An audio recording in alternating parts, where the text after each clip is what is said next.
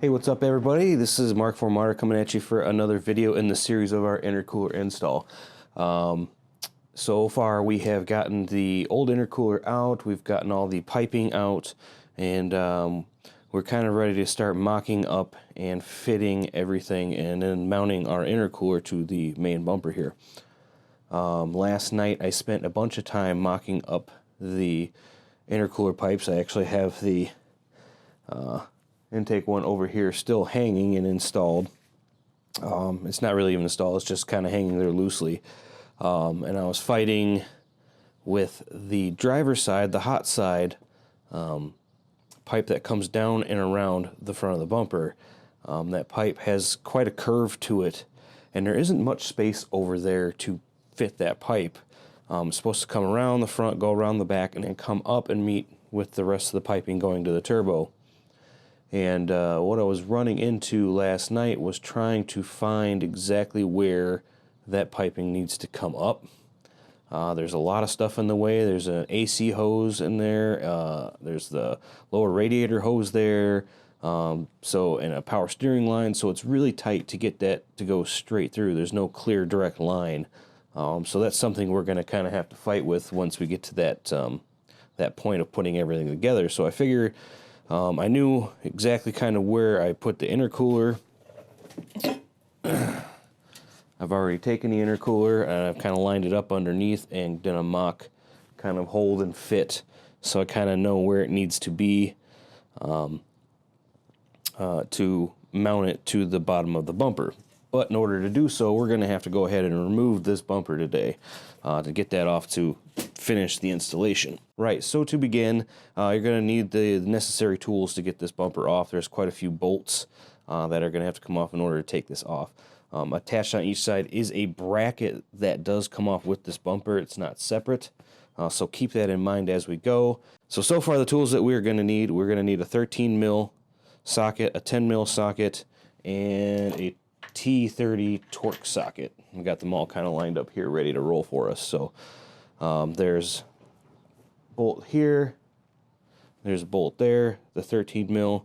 There's also a couple of Torx screws up there holding up the bumper, and then the same underneath, and then there's two in the center here. So these are the two we're going to start with. Go ahead and get those pulled off. Mine are pretty rusted, so I'm hoping they come off pretty easily, but we all know how that goes. So let's get rolling here. So now we got those two center bolts out. We're going to come over to the sides and take off the larger 13 mil or half-inch bolts. And for whatever reason on my bumper on this side, there's right underneath the headlights here is a bolt. Same on the other side, but on this side it's a 10 mil bolt, and on that side it's a Torx screw. So either someone's had this apart before, or who knows, it's kind of odd. Go ahead and pull that out, and then we're going to go ahead and move over to the other side. It's nice having a wheelie chair.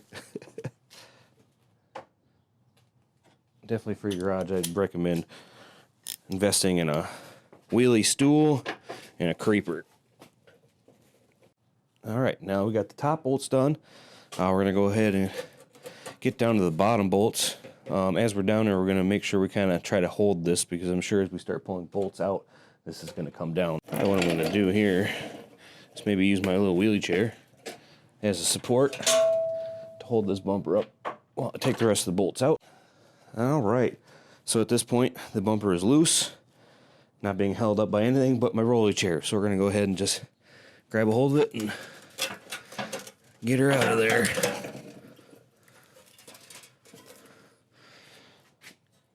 And there you have it. The core support is off.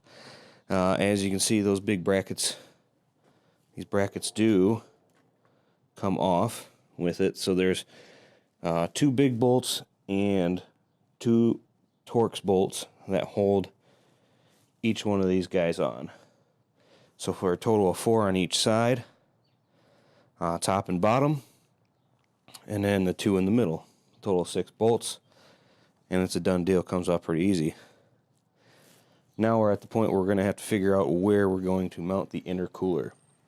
Alright, so we did some measurements, after we got this bumper off, lined up our intercooler core and figured out the best place to drill 2 holes to mount to the core.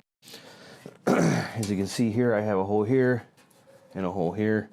They are 3/8 I drilled through, and it actually comes all the way through on the other side of the bumper, so I can put my bolts right through. The mounting point on the core is going to be these little knobs right here, which I've set back on the bumper as far back as they will go, is basically all the way until they hit this lip.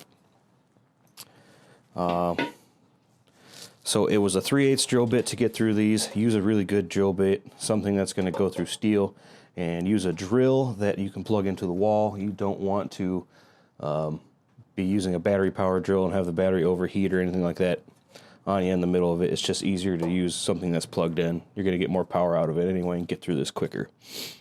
So now that we're there, I'm going to go ahead, make sure my holes are big enough, which yes, 3/8 is big enough.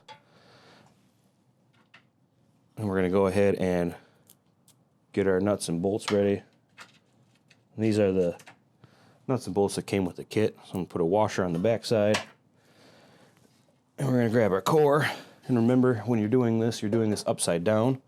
So for me, I want my core ports to be on the bottom of the car, so they're going to be upside down for me. Hey guys, sorry to interrupt the video. I hope you're enjoying it so far, but I had to talk to you a little bit about some corrections that I ended up having to make after doing this install. What you heard me say about a second ago was to install the intercooler on the rebar bumper with the in and out on the bottom of the bumper. So when you're looking at the front of the car, you do not want your inlet and outlet of the intercooler on the bottom. You can install everything with them down there, but I ran into some huge issues. First one being that the bumper did not fit. And I ended up mangling my bumper on the inside just to get it to go on that way, thinking I had everything set up the way it was supposed to be, just because I've seen other people do it with the inlet and outlet on the bottom. But with that, the piping hangs too low and the bumper just does not fit. With that being said, when you do your install, put the intercooler piping up on top. Everything is going to go together a lot easier when you're putting your piping in and stuff like that, and then your bumper is going to go on a lot easier as well. So you shouldn't have any further issues if you put them up top like it's supposed to be. So I just want to interject here in the video and let you guys know before you get too far into your install just to make sure you put the intercooler the right way. It's going to save you a headache in the long run. So anyway, I'll let you get back to it. Enjoy the rest of the video. I'm going to go ahead and feed one of our bolts through and just kind of loosely start it into the core. Same on the other side.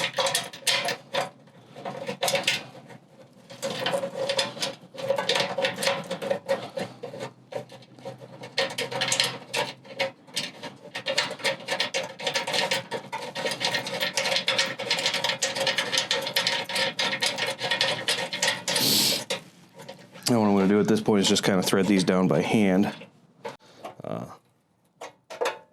You know, we're not going to go too crazy because you are going into aluminum. Although they were smart and put helicoils in there so you're not threading directly into the aluminum, which can be easily stripped out if you over torque anything. But we're at that point where I think it's good and snug on there now, so voila, there we have it. Our intercooler is now mounted to our bumper. So now that we're at this point, we can go ahead and start bolting our bumper back up and put everything back together, and then we can start running our piping. All right, there you have it. The intercooler is installed and mounted. When you go to reinstall this, definitely helps if you have a second person to go ahead and lift this in. I did not. I had to do it myself. It was kind of a pain in the butt, but I got it mounted back up. Same with like putting the regular bumper on. It helps to have two people. It's definitely nice to have a hand on each side of the car. So as you can see, there it is with the core mounted, secured, ready to rock and roll. But there you go, the hardest part of the install, getting the intercooler mounted to the bumper. It's pretty straightforward. Once you get the bumper off, drill your holes, put your mounts in, and put it back together. It's really not that hard. I think the hardest part is going to be rerouting the piping and putting everything together for the final installation. Anyway, thanks for watching this video. I hope to see you on the next episode of this intercooler install, where we'll be putting everything back together and aligning everything. Thanks for watching. Click the subscribe button if you like what you see and want to see more. Check out the other videos, and we'll see you on the next one.